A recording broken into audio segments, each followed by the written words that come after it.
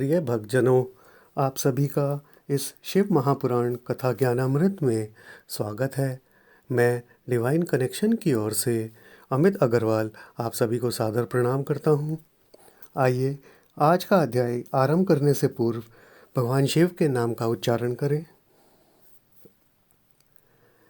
जय शंकर शंकर जय शंकर कैलाशपति। जय गौरा गौरा जय गौरा माँ पार्वती। जय शंकर जय शंकर कैलाशपति।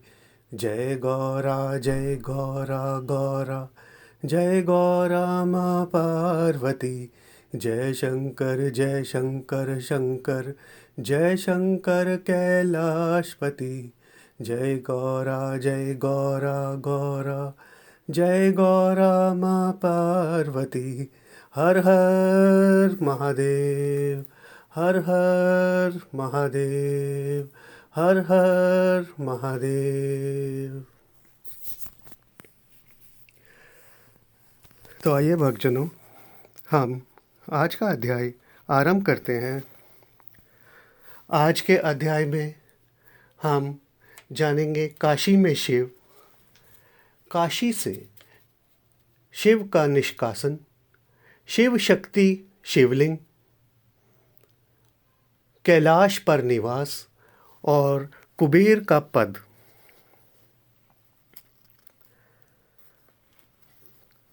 काशी, जिसको पहले आनंद वन के नाम से भी जाना जाता था, इस नगरी को सृष्टि रचना के समय में ही ईश्वर द्वारा प्रकट किया गया था।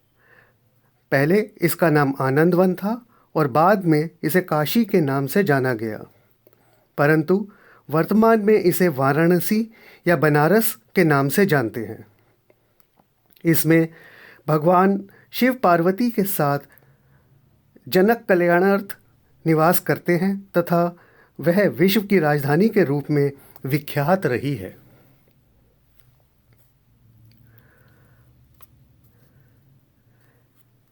काशी का शिव से निष्कासन क्यों हुआ? भृगु वंश में उत्पन्न राजश्री श्रेष्ठ रिपुंजय ने काशी में घोर तपस्या की। उनकी तपस्या से प्रसन्न हो एक दिन ब्रह्मा जी ने उन्हें दर्शन दिए और बोले, राजन, तुम समुद्र, वन, पर्वत सहित संपूर्ण पृथ्वी का पालन करो। मेरी शक्ति व आशीर्वाद सदैव तुम्हारे साथ रहेगी। इससे सृष्टि पालन में तुम्हें कोई बाधा नहीं रहेगी और नागराज वासुकी की कन्या अनंत मोहिनी से तुम्हारा विवाह होगा। तुम उसे स्वीकार कर लेना, जिससे नाग तुम्हें सदैव स्वर्गीय रत्न व पुष्प दोनों ही प्रदान करते रहेंगे। इस प्रकार देवों द्वारा संपूर्ण शक्तियां प्रदान किए जाने के कारण इसका नाम देवोदास पड़ गया। देवोदास ने ब्रह्मा जी की आज्ञा तो शिरोधार्य कर ली, परंतु इस शर्त पर कि आज से देवता स्वर्ग लोक में ही, मनुष्य मृत्यु लोक में ही और नाग व असुर पताल लोक में ही रहेंगे। कोई भी एक दूसरे के लोक में जाकर निवास ना कर सकेंगे। ब्रह्मा जी ने तथास्तु कह दिया। अब देवोदास का संपूर्ण पृथ्वी की सृष्टि पर एक छत्र राज हो गया। इस नियमानुसार भगवान शिव को भी काशी, जो मृत्यु लोक में थी, छोड़नी पड़ी। चूंकि मंदराचल ने घोर तपस्या की थी, अतः ब्रह्मा जी की आज्ञा व देवोदास की इच्छा अनुसार शिव मंदराचल पर जाकर निवास करने लगे। देवों का देवोदास की परीक्षा के लिए काशी में जाना एवं वहीं निवास करना तथा भगवान शिव का शिव शक्ति के साथ सदैव के लिए शिवलिंग में विराजमान हो जाना एवं जीवों की मुक्ति हेतु काशी नगरी को त्रिशूल पर धारण कर लेना। देवोदास परम धार्मिक थे तथा अत्यंत पराक्रमी भी थे। उनके धर्म प्रकाश से तीनों लोग आलोकित होने लगे थे। उनके धर्म तेज को सहन करने की शक्ति देव, दानव, मानव किसी में नहीं थी। देवोदास बड़ी प्रसन्नतापूर्वक राज्य पालन कर रहे थे। इसी समय यज्ञेश्वर कुबेर ने अपने गुप्तचरों को देवोदास की परीक्षा हेतु काशी भेजा, यह पता लगाने के लिए कि देवोदास के राज्य में कोई प्राणी पथ भ्रष्ट, धर्म भ्रष्ट, कर्म भ्रष्ट व परद्वेषी मिल जाए।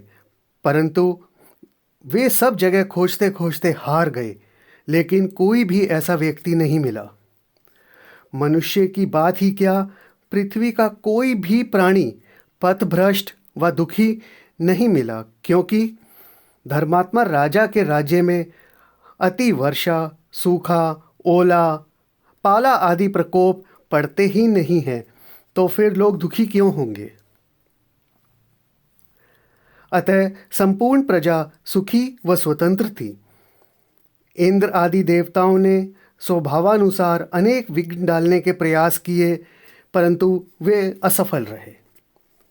अतः देवताओं के कहने पर महादेव ने देवोदास की परीक्षा हेतु प्रथम 64 योगिनियों को भेजा। इसके बाद सूर्य, विष्णु आदि को भेजा, परंतु सभी थक कर हार गए और अंत में देवोदास के चरणों में नतमस्तक हो गए और देवोदास की आज्ञा से वहीं काशी में रहने लगे। अंत में शिव ने अपने पुत्र गणेश को भेजा। वे ज्योतिषी का वेश बनाकर अपने प्रचार में लग गए। इनकी प्रशंसा सुन देवोदास ने ज्योतिषी रूपधारी गणेश जी को बुलाया और पूछा, महाराज, मैंने ब्रह्मा जी के आदेशानुसार प्रजा पालन कर अपने कर्तव्य का पालन किया है, परंतु अब मेरा मन सब कर्मों से विरक्त हो चुका है। क्या मैं प्रभु नामोच्चारण व उनकी मुक्ति से उनके दर्शन लाभ प्राप्त कर सकता हूँ? ज्योतिषी रूपधारी गणेश जी ने कहा, आज से 18वें दिन एक ज्योतिषी आपके पास आएगा, वही बतलाएगा। 18वें दिन गणेश जी स्वयं ज्योतिषी बन देवोदास के पास गए और भविष्य बतलाते हुए बोले, हे राजन, यद्यपि तुमने अपने धर्म साधना में सभी देवों को प्रसन्न किया है, किंतु तुमने विश्वनाथ शिव को वाराणसी से दूर किया है, इसीलिए तुम्हारे मन में अशांति है। अतः यदि तुम अपना कल्याण चाहते हो तो तुम शिवलिंग की स्थापना कर उनकी आराधना करो। इससे तुम कृतार्थ हो जाओगे और फलस्वरूप 7वें दिन तुम्हारे लिए एक विमान आएगा, वह तुम्हें शिवलोक में ले जाएगा। शिव सेवा का यही फल है। राजा देवोदास ने प्रजा को शिवलिंग स्थापना व पूजा का संदेश भिजवाया और पूर्ण विधान के साथ शिवलिंग की स्थापना कर पूर्ण श्रद्धा व विश्वास के साथ शिवार्चना की। इससे प्रसन्न हो भगवान शिव ने 7वें दिन अपने पार्षदों के साथ एक विमान भेजा। पार्षद बड़े आदर के साथ देवोदास को विमान में बैठाकर शिवलोक ले गए। देवोदास को वाराणसी निवास व शिव आराधना से मुक्ति प्राप्त हो गई। इधर विष्णु ने अपने गरुड़ को मंदराचल पर शिव को लेने के लिए भेजा। शिव उमा सहित विष भारुण होकर सभी गणों के साथ पधारे।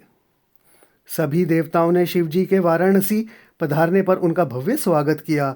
सभी ने उनकी स्तुति की और उनके द्वारा देवोदास की परीक्षा लेने के लिए भेजे जाने पर वापस ना लौटने के लिए उनसे क्षमा याचना की और यह प्रार्थना की कि आप शिव शक्ति सहित सदैव के लिए इस शिवलिंग में विराजमान रहकर हम देवों का मार्गदर्शन व जन कल्याण करें। देवों की इस प्रार्थना को स्वीकार कर शिव बोले, हे देवों, मैं सदैव के लिए इस शिवलिंग में विराजमान रहूँगा तथा इस काशी को मैं अपने त्रिशूल पर धारण करूँगा, ताकि यह पृथ्वी का अभिन्न अंग माना जाए। प्रलय काल में भी इसका नाश नहीं होगा और काशी में निवास करने व यहाँ पर मृत्यु को प्राप्त करने वाले प्राणियों की सहजता से मुक्ति हो जाएगी। और तभी से काशी के शिवलिंग में भगवान शिव रहने लगे। कैलाश पर्वत पर निवास। विश्रवा मुनि द्वारा काशी में शिव आराधना करना व शिव द्वारा उन्हें अलकापुरी का राज्य देना क्यों जरूरी हुआ? ब्रह्मपुत्र पुलस्त्य ऋषि का विवाह देवहूति व कदर्म मुनि की कन्या हबिर्भुव से हुआ था। अतः इनसे अगस्त्य मुनि व विश्रवा मुनि 2 पुत्र हुए। विश्रवा मुनि की 3 पत्नियां थीं, कोशिनी, गति व इडविडा।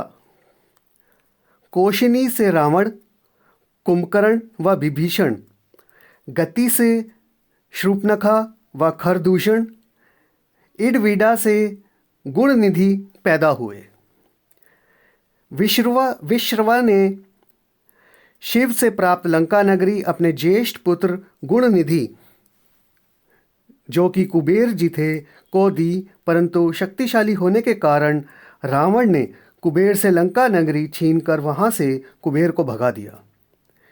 इस घटना से दुखी हो विश्रवा लंका नगरी छोड़ काशी जाकर शिव आराधना में लग गए। इस घोर तप से प्रसन्न होकर शिव ने इन्हें अलकापुरी प्रदान कर दी।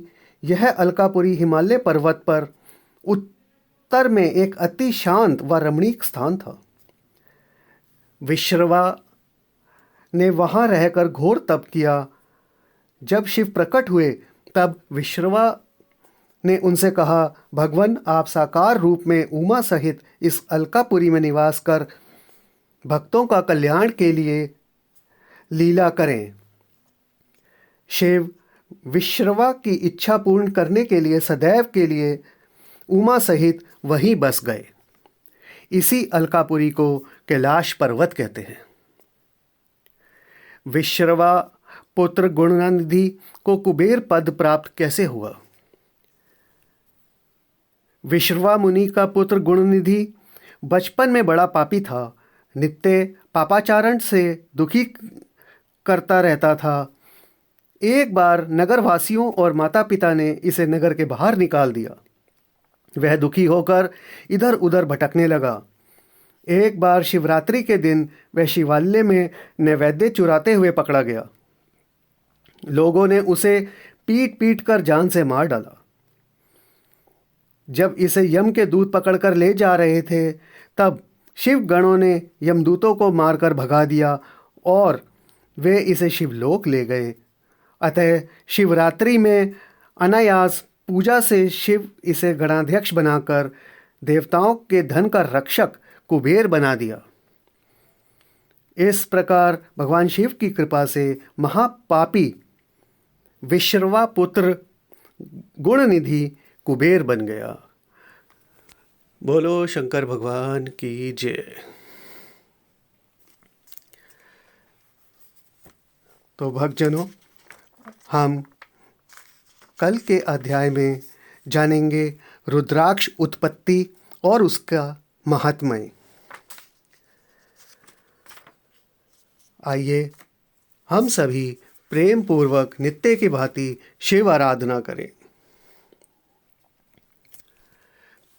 नमामि शमीशान निर्वाण रूपम विभुम व्यापकम ब्रह्मवेद स्वरूपम निजं निर्गुणं निर्विकल्पं निरीहं चिदाकाशमाकाशवासं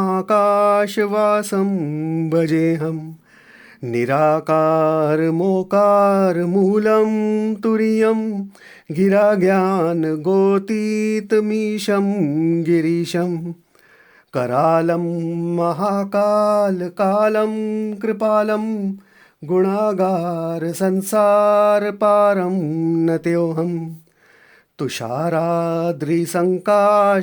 गौरं गंभीरं मनोभूत कोटि प्रभाश्री शरीरं स्फुरन्मौलि कल्लोलिनी चारुगंगा लसबदाल बालेन्दुकंठे भुजंगा चलत कुंडलं भ्रूसुनेत्रं विशालं प्रसन्नाननं नीलकंठं दयालं मृगाधीशचर्माम्बरं मुण्डमालं प्रियं शङ्करं सर्वनाथं भजामि।